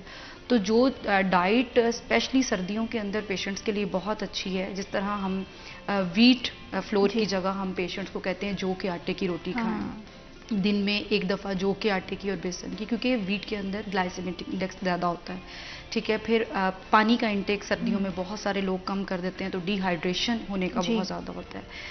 थर्डली, अभी आजकल स्मोक है बहुत ज़्यादा, तो सबको मास्क पहनना चाहिए, क्योंकि डायबिटिक पेशेंट को अगर कोई भी इन्फेक्शन होता है तो वो आम पर्सन से ज़्यादा प्रॉब्लम होता है, क्योंकि वो कॉम्प्लिकेट कर जाता है और उसके अंदर तो पहले ही इम्यून सिस्टम इतना अच्छा नहीं होता डायबिटिक में, तो उसके लिए उसको ज़्यादा प्रिवेंटिव मेजर लेनी चाहिए। सर्दियों के अंदर नीम गर्म पानी का इस्तेमाल बहुत ज़्यादा अच्छा है। और डाइट में अगर फ्रूट्स की बात करें तो कोतरा, जिसको ग्रेपफ्रूट कहते हैं, वो पेशेंट्स के लिए बहुत अच्छा है। ऑरेंज ले सकते हैं, मौसमी ले सकते हैं, नॉर्मल मकदार में अनार खा सकते हैं, केला बिल्कुल नहीं लेना, सेब ले सकता है शुगर वाला पेशेंट, ठीक है। और साथ वेजिटेबल्स में गाजर बहुत अच्छी है, बंद गोभी बहुत अच्छी है, शिमला मिर्च का इस्तेमाल बहुत अच्छा है, मटर बहुत अच्छे हैं। तो जितनी वेजिटेबल का इस्तेमाल होगा, सलाद का इस्तेमाल होगा, तो ये पेशेंट को बहुत अच्छा बेनिफिट देगा। और इन तमाम डाइट के साथ जो है हमारी फिजिकली एक्टिविटी भी बड़ी ज़्यादा ज़रूरी है डॉक्टर साहब। तो हमें जो है वो वॉक, अगर स्पेशली हम बात करें डायबिटिक पेशेंट के लिए, तो वो कितनी ज़्यादा इंपॉर्टेंट है, और दिन का किस हिस्से में आप ज़्यादा सजेस्ट करते हैं? क्योंकि हमारे यहाँ ये भी है ना कि सिर्फ मॉर्निंग वॉक करनी है, कुछ लोग कहते हैं हमसे सुबह में इस तरह की मसरूफियातें नहीं कर पाते हैं, शाम में, तो आप क्या सजेस्ट करेंगे? अच्छा, जो बेसिक रूल होते हैं ना जी मैनेजमेंट ऑफ डायबिटीज़ के, जिससे हम डायबिटीज़ को मैनेज करते हैं, तो वो 4 स्टेप होते हैं। एक तो डाइटरी मॉडिफिकेशन, जिस तरह डॉक्टर सुनैरा ने भी बता दी। दूसरी है वॉक। तीसरी है कि जी आपने अपनी जो एंटी डायबिटिक मेडिसिन लेनी है या इंसुलिन लेनी है। चौथा है कि आपने अपनी शुगर को मॉनिटर कैसे करना है। तो ये 4 बेसिक उसके रूल्स हैं फॉर कंट्रोलिंग द डायबिटीज़। तो जो हम जिस तरह है कि हम एक्सरसाइज की बात करें, तो उसमें जो मिनिमम एक्सरसाइज है कि आप 20 मिनट से डे करनी है, और कम से कम 5 दिन होने चाहिए एक हफ्ते के दिन।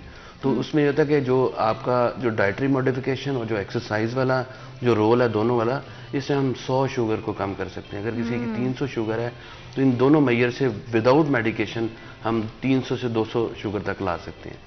यानी अपनी जो सेडेंट्री लाइफस्टाइल है उसको ख़त्म करें, और अपनी जो वॉक है उसको थोड़ा सा करें, क्योंकि जब भी हम वॉक करते हैं तो हमारे जो मसल्स हैं they are using glucose also, और बहुत ज़्यादा यानी दूसरे इफेक्ट्स भी, मेटाबॉलिक इफेक्ट आते हैं, मेडिकली हमें बताते हैं कि जी जो शुगर का इनटेक सेल के अंदर अच्छा हो जाता है, जो फैट सेल्स हैं वो यानी जो वो कम होना शुरू हो जाते हैं, जो इंसुलिन की रेजिस्टेंस करते हैं।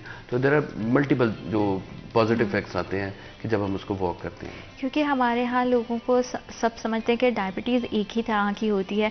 तो ज़िनर, मैं आपसे भी जानना चाहती हूँ कि हम जो है ना थोड़ा सा अगर इनकी बात करें इसके टाइप्स के हवाले से, कि डायबिटीज़ डिफरेंट तरह की हैं, और किस तरह के डायबिटिक पेशेंट को किस तरह की जो है वो एहतियाती तदाबीर जो है फॉलो करना चाहिए। बिल्कुल। फर्स्ट ऑफ ऑल तो लेमेंस के लिए सबसे इंपॉर्टेंट ये है, जिस तरह सर ने भी बड़ा अच्छा एलेबोरेट किया है, बेसिकली डायबिटीज़ में होता क्या है कि ग्लूकोज एक्सेस में आपकी बॉडी में प्रोड्यूस हो रहा होता है और वो मेटाबोलाइज नहीं हो पा रहा होता है। तो जिस तरह एक्सरसाइज की बात की आपने, तो उसमें होता है क्या है कि जब हम एक्सरसाइज करते हैं तो हमारे मसल्स को ग्लूकोज चाहिए होता है, वो यूज़ होता है। The same mechanism with the anti diabetic drugs, वो भी हम बाहर से जब देते हैं तो बेसिकली तो वो ग्लूकोज ही कम करती हैं। तो एक ले मैन को ये समझना बहुत इंपॉर्टेंट है कि हम एक्सरसाइज से, गुड वॉक से एंड गुड डाइट से अपनी शुगर को एटलीस्ट 70% मिनिमाइज कर सकते हैं, ठीक है। एंटी डायबिटिक्स के साथ तो करते ही हैं, क्योंकि वही मैकेनिज्म जो हम बाइट से कर रहे हैं वो पेशेंट खुद ब खुद सेल्फ केयर से। अनफॉर्चुनेटली पाकिस्तान में सेल्फ केयर का जो है ना प्रॉब्लम, वो ना फीमेल्स करती हैं ना मेल्स करती हैं, and there is a lot of stress element. तो सबसे पहले तो सेल्फ केयर, मेरा ये मानना है कि सबसे पहले खुद से प्यार सब इम्पॉर्टेंट है। जब आप खुद से प्यार करते हैं देन लोग भी आपसे प्यार करते हैं।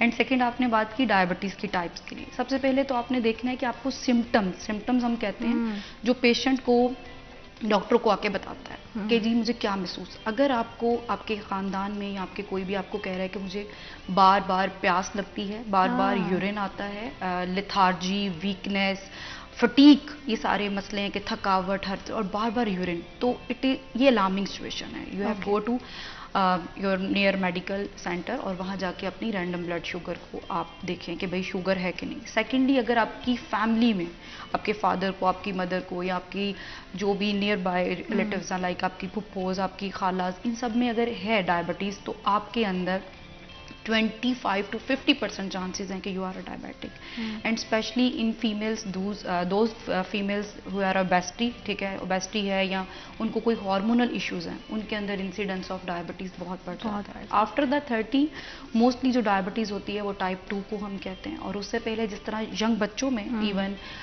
बच्चे पैदा होते हैं उनको फौरन अगर शुगर हो जाती है तो वो टाइप 1 होती है। टाइप 1 शुगर के अंदर मेन जो ड्रग ऑफ चॉइस होती है वो इंसुलिन ही लगानी होती है। न्यू गाइडलाइंस अभी कह रही हैं कि जी ओरल ड्रग आ गई है, लेकिन अभी इतने ट्रायल्स पाकिस्तान में स्टार्ट नहीं हुए। टाइप 2 डायबिटीज़ जो आफ्टर मोस्टली 30 में प्रेजेंट करती है, वो पेशेंट्स को इन्हीं सिम्टम्स के साथ आती है। तो फर्स्ट ऑफ ऑल तो you have to diagnose yourself with a proper checkup and your good consultant. जब आपका डायग्नोसिस बन गया, देन उसके बाद हम फिर पेशेंट को एहतियाती तदबीर बताते हैं कि भाई अगर टाइप 2 है तो उसको कैसे लेके चलना है, और टाइप 1। इसके अलावा भी there is a lot of types. अगर आपको 20 to 21 में है, जिस तरह हम लाडा एक टाइप आई हुई है न्यू, और एक मॉडी है maturity onset diabetes, and LADA is a late onset, ठीक है। ये यंग जनरेशन में लाइक 21 to 30 के बीच में अगर जब कोई पेशेंट डायग्नोस होता है डायबिटीज़ के लिए, तो हम इन टाइप्स में इनको फॉलो करवाते हैं।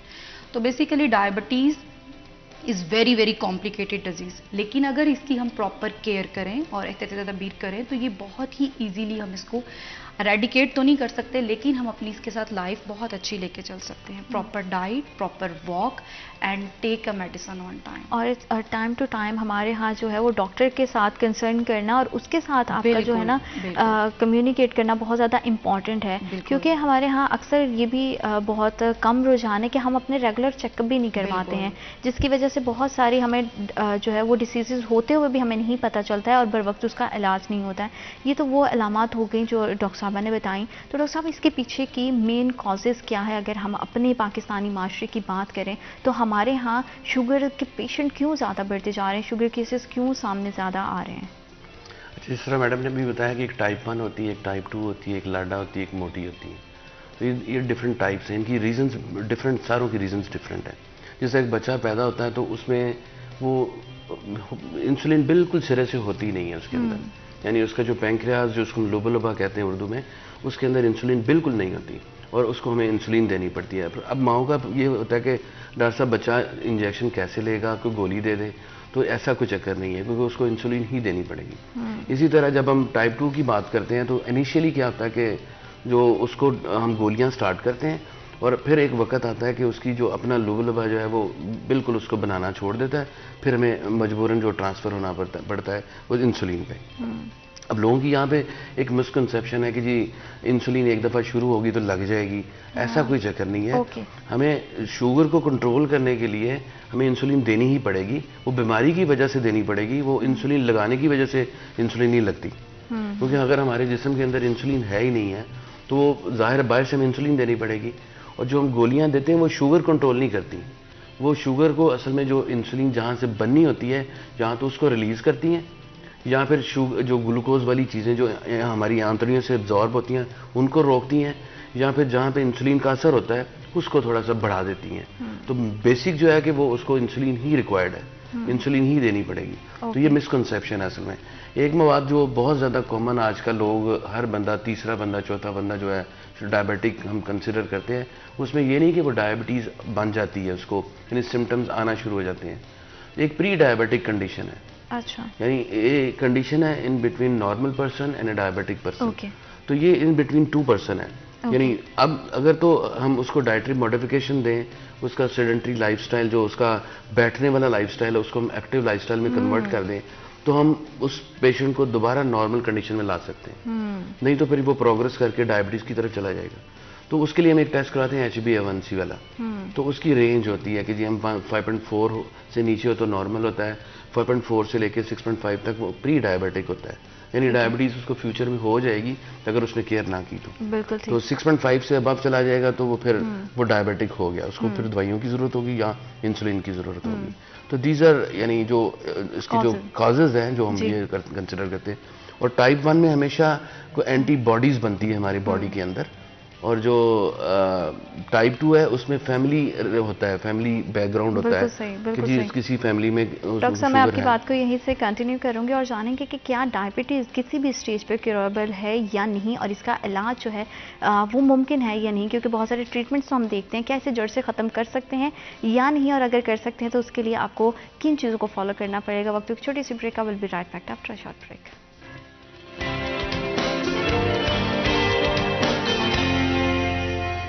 Welcome back after short break. आप देख रहे हैं सिटी एट 10। आपकी सेहत हमारे लिए हमेशा से बहुत ज़्यादा ज़रूरी है। जैसे कि मौसम चेंज हो रहा है तो हमारी कोशिश होती है कि ज़्यादा से ज़्यादा ऐसे मौज़ूआत पे सेहत के हवाले से बात की जाए जो आपके लिए बहुत ज़्यादा फ्रूटफुल साबित हो। और जितनी भी मेरी प्यारी प्यारी ऑडियंस इस टाइम मुझे देख रही है, मेरा सिर्फ एक पर्पज़ है कि जब भी मैं किसी भी गेस्ट को बुलाऊँ तो उनके माइंड में जितने भी क्वेश्चन हैं, जितने डाउट्स हैं, उसको हम ज़्यादा से ज़्यादा बेहतरीन अंदाज में जो है उसे क्लियर कर सकें। डायबिटीज़ के हवाले से हम बात करें कि किस तरह से मौसम को चेंज करते ही आपको किन एहतियाती तदाबीर का ख्याल रखना चाहिए। जैसे कि ब्रेक पे जाने से पहले एक बहुत डिटेल इस पे हमने बात की, और क्या डायबिटीज़ जो है ये क्योरेबल है और इसे रूट से ख़त्म किया जा सकता है या नहीं, ये जानेंगे डॉक्टर साहब से। डॉक्टर साहब आपने वजूहात तो बता दी हमें, तो क्या किसी भी स्टेज पे जो है हम हमेशा के लिए जो है इसे ख़त्म कर सकते हैं या नहीं?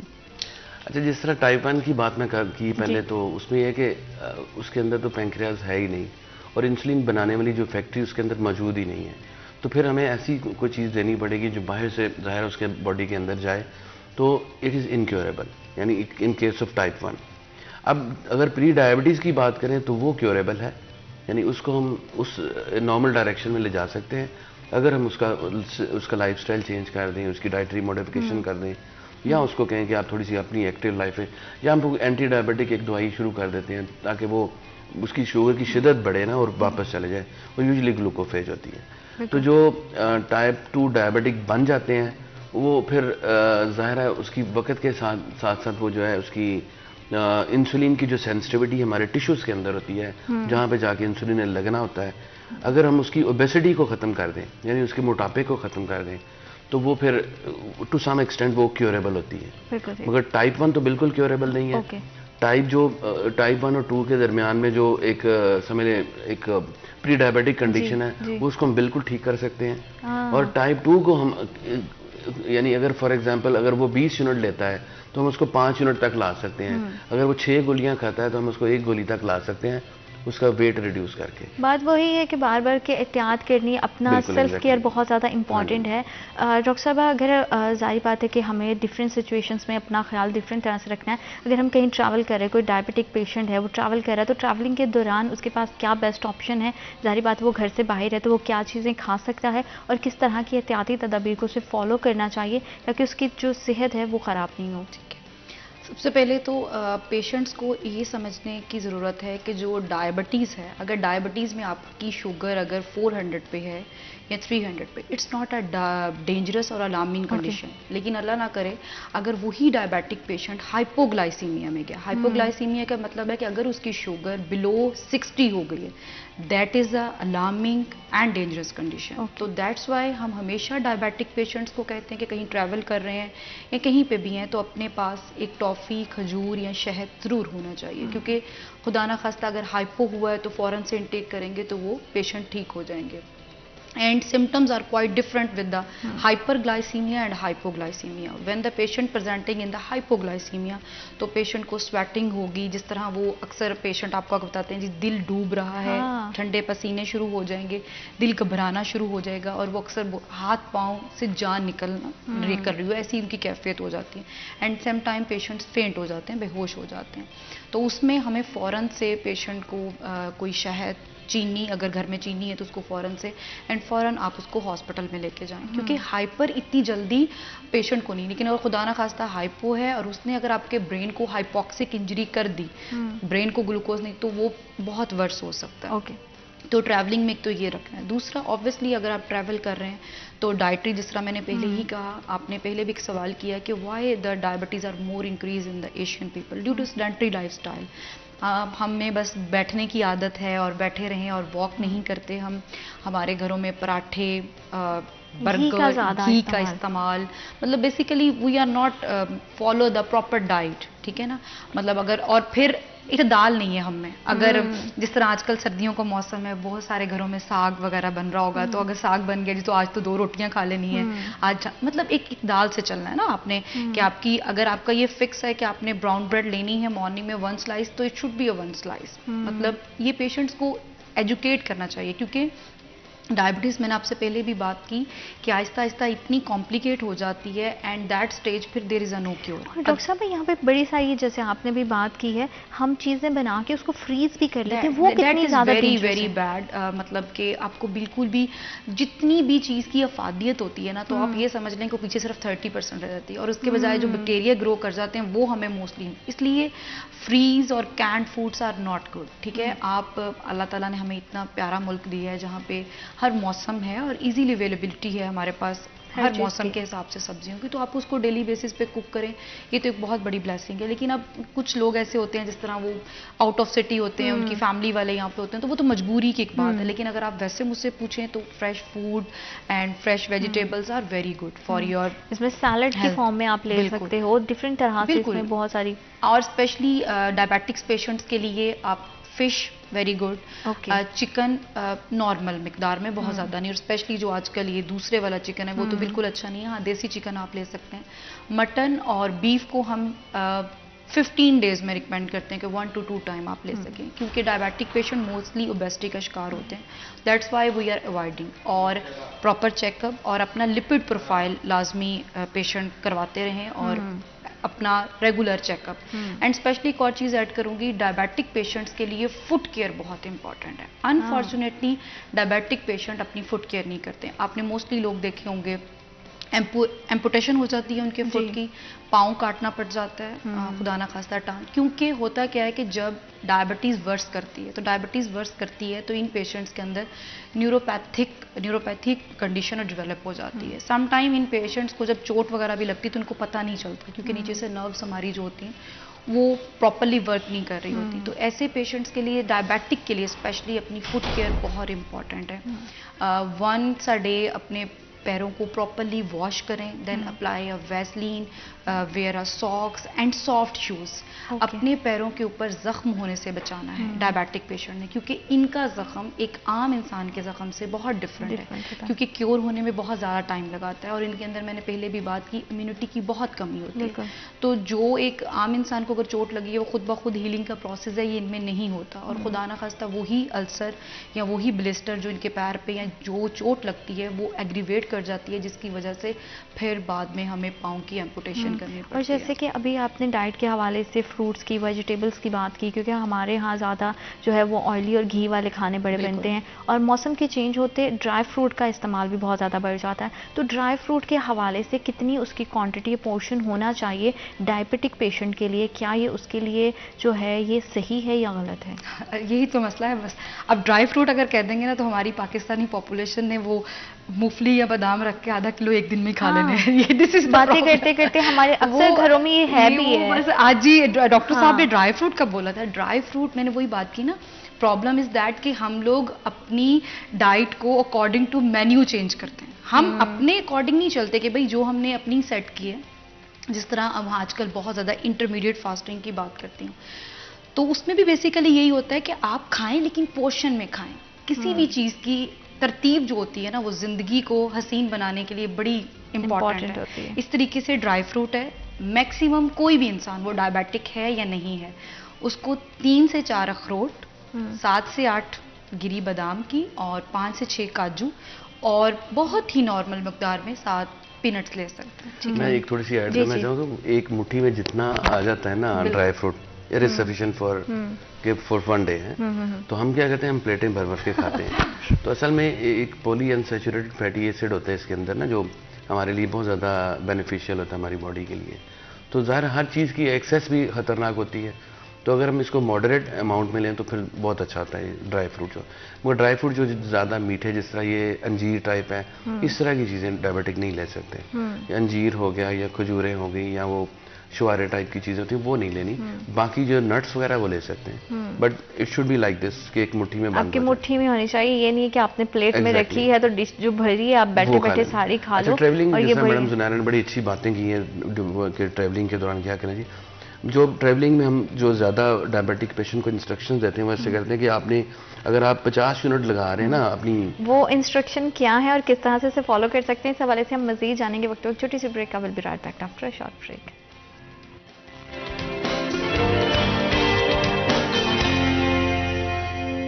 Welcome back after a short break. आप देख रहे हैं सिटी एट 10 और हम बात कर रहे हैं डायबिटीज़ के हवाले से आपको किस तरह की एहतियाती तदाबीर को जो है वो फॉलो करना चाहिए। कहते हैं हमेशा से एहतियात इलाज से बेहतर है। तो अगर आपको खुदा न खास्ता किसी तरह की बीमारी हो भी गई है, उसमें भी ज़रूरी नहीं है कि आप टोटली रिलाई जो है वो अपनी मेडिसिन पे कर लें।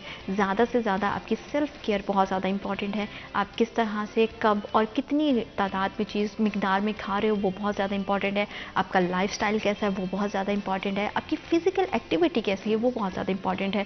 और फिर जब आपको कोई बीमारी है तो आपको सिर्फ अपने घर के अंदर ही नहीं, घर के बाहर भी जब आप जा रहे हो तो उन तमाम सिचुएशंस में आपको खुद का ख्याल रखना बहुत ज़्यादा ज़रूरी है। और स्पेशली अगर हम ट्रैवलिंग की बात करते हैं, ज़रूरी नहीं कि हमेशा आपके साथ कोई हो, आप कभी अकेले होते तो खुद का ख्याल खुद रखना बहुत ज़्यादा इंपॉर्टेंट है। और ट्रैवलिंग के हवाले से किस तरह की एहतियाती तदाबीर है वो हम डॉक्टर साहब से जानेंगे। आप बता रहे थे कि किस तरह की जो है वो इंस्ट्रक्शंस डॉक्टर की तरफ से दी जाती हैं ट्रैवलिंग के दौरान। अच्छा, उसमें एक मैंने जैसे पहले बताया कि हम अगर फॉर एग्जांपल वो 50 यूनिट ले रहा है तो हम उसको कहते हैं कि आप अपने यूनिट्स को थोड़ा सा रिड्यूस कर दें, क्योंकि ड्यूरिंग ट्रैवलिंग जिस तरह हम नॉर्मली घर में खाना खाते हैं उस पेस से हम खाना नहीं खाएंगे जी।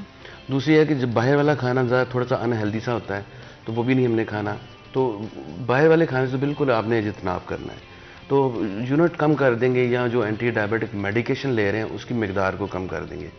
और जिस तरह मैडम ने बताया कि आप कोई मीठी चीज़ आप रख सकते हैं अपनी जेब में, तो हाइपोग्लाइसीमिया ज़्यादा खतरनाक है, यानी शुगर का कम होना ज़्यादा खतरनाक है ज़्यादा होने से। तो इसलिए कम होना जो है वो उसको हम हाइपोग्लाइसीमिया अपनी ज़ुबान में कहते हैं, तो उसको हमने प्रिवेंट करना है। उसके लिए ज़्यादा के आप ग्लूकोज, जो आम छोटे डिब्बों में ग्लूकोज मिलता है, उसकी छोटी छोटी पुड़ियाँ बना के अपनी जेब में रखने। आपको लगे कोई अनयूजुअल सी फाइंडिंग आपको आ रही है, यानी कि ऐसी अलामत जो एक सडनली स्टार्ट हो जाए, तो उसका मतलब है कि आपकी शुगर कम होगी।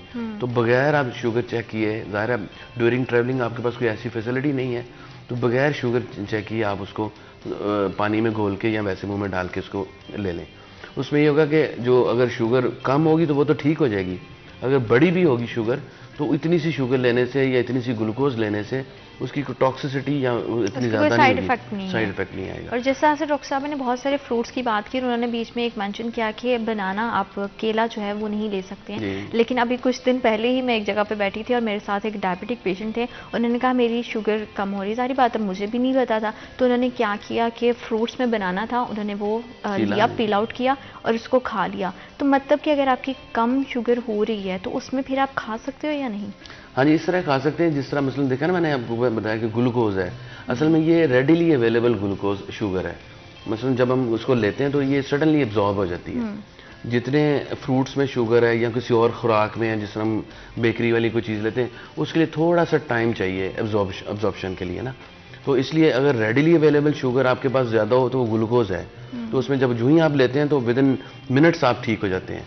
मगर आप शुगर केले से या आपने किसी और फ्रूट से अगर आप शुगर को ठीक करने की कोशिश करें, यानी कि कम शुगर को नॉर्मल करने की कोशिश करें, तो उसके लिए थोड़ा सा टाइम ज़्यादा चाहिए। तो इसलिए बेहतर है कि आप अपनी जेब में वो चीज़ रखें जो विद इन मिनट्स एक्ट करे और आपकी जो हाइपोग्लाइसीमिया यानी शुगर का कम होना है उसको रिवर्स कर दें। तो उसमें हम 4-5 फ्रूट कहते हैं, आम, अंगूर, खजूर, केला, जापानी फल, ये फ्रूट हैं जो ज़्यादा मीठे होते हैं। हाँ। तो कोशिश करते हैं कि ये हम जो डायबिटिक पेशेंट को नहीं देते। मगर अगर आपके पास ग्लूकोज नहीं है तो इन 4-5 में भी आप कोई चीज़ जो है वो आप यूज़ कर सकते हैं ड्यूरिंग ट्रैवलिंग। बिल्कुल, और उसमें फिर वही बात आ जाती है कि आपको कितनी मिकदार में कौन सी चीज़ लेनी, वो बहुत ज़्यादा इंपॉर्टेंट है। जैसे कि हम बात कर रहे हैं ख़वातीन और मर्द हजरात की, वो खुद का ख्याल खुद रख सकते हैं, लेकिन बच्चे, टीनेज बच्चे हैं या कम उम्र के बच्चे में अगर डायबिटीज़ हो जाती हैं तो उनके पेरेंट्स का इसमें कितना इंपॉर्टेंट रोल है, क्योंकि बच्चा अपना शायद उसको उतनी अवेयरनेस नहीं है कि उसकी बॉडी में किस तरह का डिसऑर्डर है।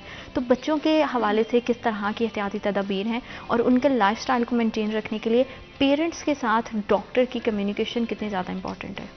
फर्स्ट ऑफ ऑल तो देखिए आजकल आपने टीन एजेस में मोस्टली बच्चे देखे होंगे, ओबेसिटी बहुत ज़्यादा है, बहुत ज़्यादा है। एंड सॉरी टू से, फिर देन जब अगर कोई उनको समझाने की भी कोशिश करता है, आजकल हमने दोहरा मेयार हर चीज़ का बना लिया है। हम हर चीज़ को नेगेटिव, पॉजिटिव पहलू की बजाय हम नेगेटिव, अगर like we are sitting in somewhere, अगर मैंने बोल दिया कि आपका बेबी देखिए थोड़ा सा, तो वो इस चीज़ को लेंगे ये बॉडी शेमिंग है। It's not a body shaming, I am concerned about your baby, that's I was asking from you कि देखें यार ये थोड़ा सा मोटा हो रहा है, इसको देखें आप। आपने मोस्टली बच्चों को देखा होगा even 5th class 6th class में कि वो काफ़ी अब्यूज हैं, और उनकी बेसिकली आप खुद से अपने बच्चे को वो सेडेंटरी लाइफस्टाइल, वो जंक फूड्स के वो आप प्रोन कर रहे हैं मल्टीपल डिजीज़ के तरफ, ठीक है। और diabetes is the one of disease, जिस तरह आपकी फैमिली में अगर आपके फादर ऑलरेडी डायबिटिक है और आप अपने बच्चे को वो ओबेसिटी को प्रमोट कर रहे हैं, ठीक है ना। इतदाल कहते हैं ना, स्टार्ट से वो बच्चा है या बड़ा है सबको इतदाल। आजकल जंक फूड बर्गर्स आप देखें डेली बेसिस पे डिलीवरीज ऑन एवरी होम, ठीक है। अब वो अम्मा ने बेचारी ने कुछ बनाया भी होगा तो बच्चे ये क्या बना दिया, ये हमने नहीं खाना। तो ये चीज़ों की हमें रिस्ट्रिक्शन करनी चाहिए, क्योंकि अदरवाइज हम अपने बच्चों को भी डायबिटीज़ की तरफ ही लेके जा रहे हैं। अगर आपके बच्चे का BMI बेजल है ना आपका, आपने अगर वो निकाला है और वो बहुत ज़्यादा है, वो 30 से अबव हो चुका है, इट मीन्स कि आपने उसको गिफ्ट कर दी है डायबिटीज़। अब आने वाले 1-2 साल में वो डायबिटिक हो जाएगा, क्योंकि उसके जेनेटिक्स में ऑलरेडी उसकी मदर फादर को भी, और अब आप उसको करेंगे। तो स्टार्ट में ही आपने पहले अपने बच्चों को, जिस तरह मैंने बात की है कि हम लंच बॉक्स में भी मोस्टली ये फ्रोजन आइटम्स कैनन्स की, हम वो अपने बच्चों को हमेशा डेली बेसिस के ऊपर आप नेचुरल फूड, मतलब घर का पराठा, घर की रोटी, और अगर बच्चे मतलब जिद करते हैं तो आप खुद से उनको बनाने की कोशिश करें। अब तो माशाल्लाह यूट्यूब पे every recipe is over there, ठीक है। तो आप थोड़ी सी हिम्मत करके, क्योंकि उसके बाद जब वो बीमार होगा, जब वो डायबिटिक होगा, तो जो वो स्ट्रेस है उससे पहले हम ले, जिस तरह ख्याल की बात है कि अगर हम थोड़ा सा अपने आप को मेंटेन करने के लिए थोड़ी सी स्ट्रेस या वॉक कर लेंगे तो हम बहुत सारी आने वाली बीमारियों से सेफ रहेंगे। तो अनफॉर्चुनेटली बहुत सारी डिजीजेज ऐसी हैं जो खुद से हमने अपने आप को दी हुई है। मतलब हम लेट नाइट मील लेते हैं, ठीक है, हम बहुत रात तक 10 बजे 11 बजे ये हमारे डिनर टाइम है।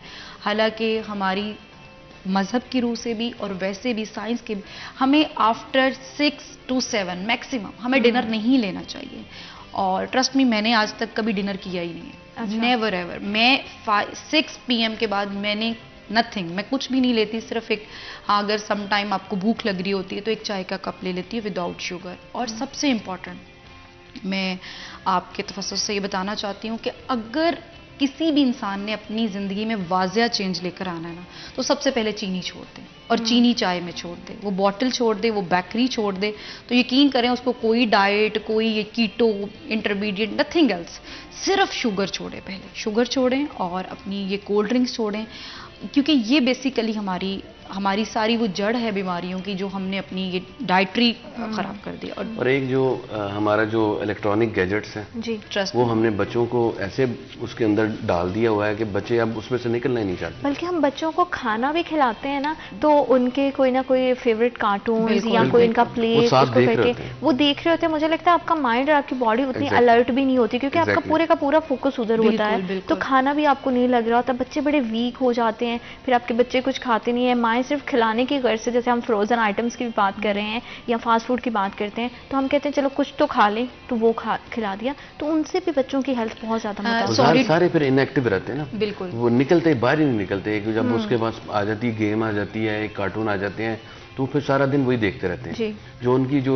नॉर्मल एक्टिविटीज थी कि बाहर जाके खेलना है, दौड़ना है, साइकिलिंग करनी है, क्रिकेट खेलना है, वो सारी चीजें खत्म हो जाती हैं। तो उससे ज़ाहिर चांसेस ऑफ डायबिटिक के जो इसके फ्यूचर आने में बढ़ जाते हैं सारे। सॉरी टू से, गैजेट्स बच्चों की प्रॉब्लम नहीं है, पहले हमारे बड़ों की भी है। हम भी जल्दी जल्दी दरअसल हम कह रहे होते हैं कि वो गैजेट से, जो अगर मैं बच्चे को खाना खिला रही हूँ और मुझे 1 घंटा लगना है, तो मैं उसको वो गेम देती हूँ कि वो मुझे 5 मिनट में वो खा जाए, ताकि मैं भी अपना गैजेट लूँ। प्रॉब्लम इज दैट कि जनरेशन टू जनरेशन प्रॉब्लम है। आप देखें कि आजकल मेरी अक्सर ये कॉन्वर्सेशन अपने पेशेंट्स के साथ होती है। मतलब मैं ये बताना, स्पेशली आप आए टीन एजेस गर्ल्स, 11-12 साल की बच्चियाँ 18 साल तक, इतनी डिप्रेशन की, and trust me there is a lot of patient taking the citalopram is a drug which are using in a depression. वो इतनी ज़्यादा कॉमन हो चुकी है। क्यों? क्योंकि हर इंसान एक ऐसी दौड़ में लग गया है कि जो अल्लाह ने उसको दी है वो नहीं, हमने जो दूसरे के पास है वो बेस्ट है। अपने अंदर शुक्रगुजारी का एलिमेंट हमने ख़त्म कर दिया। मैं अक्सर पेशेंट्स को कहती हूँ कि अगर सर्दियों में आपके पास ओढ़ने को कंबल या चादर है, दैट इज़ इनफ। एक घर है, उसमें आप रह रहे हैं, ये बहुत बड़ी ब्लेसिंग है अल्लाह की। अपने से नीचे देखें। अब वो शादी आ गई है तो जी मैंने सूट रिपीट नहीं करना, और यही की एंजाइटी हमारे बच्चों में बहुत ज्यादा बढ़ गई है। ये एंजाइटी इसलिए है क्योंकि मदर्स को भी एंजाइटी है। पहले जमानों में माँ बताती थी बेटा ईद आएगी, ये फंक्शन आएगा, then you have to dress up. अब माँ खुद एक कंपटीशन में है, हर बंदा। तो प्रॉब्लम इज दैट कि जो बड़े हैं वो चीजें ट्रैवल कर रहे हैं, और बच्चा यकीन माने वो ही देखता है और सीखता है जो उसके माँ बाप कर रहे हैं, जो उसके रिलेटिव्स और बच्चों की। इसमें पेरेंटिंग बहुत ज़्यादा इंपॉर्टेंट है। आप दोनों मेहमानों का बहुत शुक्रिया कि आपने हमें और हमारे प्रोग्राम को वक्त दिया। और बहुत सारे फैक्टर्स हो सकते हैं, हमें अपनी सेहत की जब भी हम बात करते हैं तो सिर्फ आपकी डाइट, आपकी मेडिसिन नहीं होती है, इर्द गिर्द की हमारी रूटीन, हमारा लाइफस्टाइल ऐसा हो जाता है कि जिसकी एक, जैसे कि डॉक्टर साहब ने बात की कि एक अजीब तरह की दौड़ में हम लग जाते हैं। तो कोशिश करें कि जो आपके पास है उस पर अल्लाह का शुक्र अदा करें, और कभी भी अपने से ऊपर नहीं, अपने से नीचे देखें। बहुत सारे ऐसे लोग हैं जो आपसे भी बहुत कम ऐसी हालत में हैं, जिनके पास कुछ भी नहीं है, लेकिन वो अल्लाह के बड़े शुक्रगुजार हैं। अल्लाह पाक आपके लिए, हमारे लिए और हमारे मुल्क पाकिस्तान के लिए ढेर आसानियाँ पैदा करे। अपने बहुत ज़्यादा ख्याल रखिएगा। अल्लाह निगहबान।